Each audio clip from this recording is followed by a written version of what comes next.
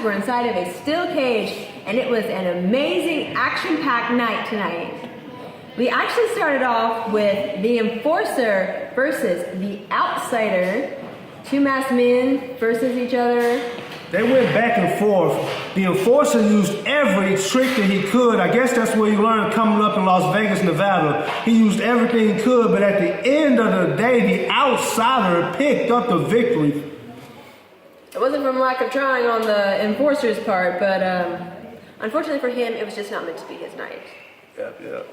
We also saw the return of the Renegade to RSWF, taking on a newcomer called Prince Adam. Prince Adam was very agile on his feet. He had some high-flying techniques, whereas the Renegade was more of a martial arts, MMA type fighter, dude. And man, they were hard-hitting in that matchup, hard-hitting. But at the end of the night, the Renegade got the victory, and I'm happy for him. I can't wait to see him. He should be here next week. Let's not forget, though, we saw the return of Max Rage, mentally and physically, here at RSWF, taking on Derek T, fresh from Cell Block 49. It's good to see Max Rage back to his old self. He came out with the mask on. He came out with his, what do you call that, the mini sword? Short sword. The short sword. Came out with the short sword. He was all business. He was pissed off about the night before when Derek T started something with his girlfriend, and that made Max Rage go back to being who he is. Max Rage against the world. And he got the victory over Derek T. It was awesome. We also saw a couple of new faces here tonight at Locked and Loaded. We saw J.D. Jenkins taking on the Mississippi Grizzly, Curtis McMullins. Both big guys, there was close to 600 pounds of body mass in the ring. As you could tell when they got in the ring, they were trying to outmaneuver each other. But in the end, J.D. Jenkins picked up the win over the Mississippi Grizzly. Yeah, I thought the ring was about to break, but it didn't break yet, but we'll get back to that. The next matchup of the night was Wes Warren versus Jeff Gant. Jeff Gant picked up the victory, but immediately after he picked up the victory, he made a challenge out to DJ Brown. He called DJ Brown out, said he was still upset that DJ Brown pinned him by a hair, and he wanted to get revenge here at Locked and Loaded. Well, unfortunately for him, that wasn't one of his smartest moves because he had just wrestled, and he called out DJ Brown, who had not wrestled that night, and DJ Brown ended up picking up the victory. Unfortunately for our RSWF United States champion, Zach Crow, he sustained a pretty severe back injury and was not able to compete tonight. But, like the fighting champion that he is, he came out to the arena and said he was very upset that he couldn't compete. But since he was injured, he was no longer fit to be our United States champion. He relinquished the title right then and there in front of everybody and was welcomed and thanked out of the arena. You've seen tears in the eyes of all the RSWF fans because Zach Crow put his blood, sweat, and tears in his business.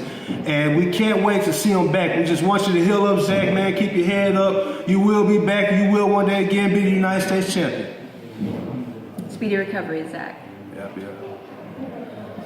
Let's move on, though. We had our main event and semi-main event. We had our semi-main event between Maverick, and since Bishop Cage was also unable to be here tonight, Big Ace took his place tonight.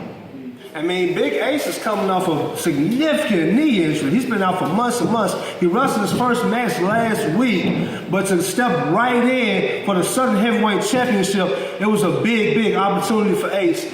Maverick and Ace went head up back and forth, but at the end of the day, Maverick successfully defended his championship against Big Ace. Maverick wanted to shake hands and just walk out of the arena, good show of sportsmanship, but Ace was not having any of it and clearly sulked on his way back to the locker room. Yeah, he was in a terrible mood. It hurts to lose such of an opportunity like going for the Southern Heavyweight Championship. Our main event tonight was our grudge match between T-Streets and V-Man, and back to the ring being broken. Yeah, everything happened in that match. V-Man pulled out a chain. It was just whacking T-Streets a chain. T-Streets came off in the beginning of the matchup and attacked V-Man. They went back and forth out of nowhere. T-Streets went up to the second turnbuckle and broke the ring again. And V-Man had no problem with jumping up, grabbing the ropes and strangling T-Streets with it. But T-Streets somehow was about to pull off the homicide, but then who came out? Ace came rushing out to the ring and it looked like he was just going to be standing there. T-Streets was all like, hey, and thought that, you know, he just saw his friend out there. And then out of nowhere, Ace blindsided him, which allowed V-Man to hit him with a choke slam and pick up the victory tonight. And it was just crazy. At the end, Ace grabbed the mic and said he's the only true one from South Memphis. And I'm seeing something happening between T-Streets and Ace. It looks like these guys ain't gonna get along for a good while. I can't wait to see what happens next week. V-Man said he was also going to collect on that rent that T-Streets now owed him. If you'd like more information on RSWF, please subscribe to our YouTube channel or look us up on Facebook or come out next week to one of our live shows. For RSWF, I'm Mia. I'm Randall. And we'll see you all next week.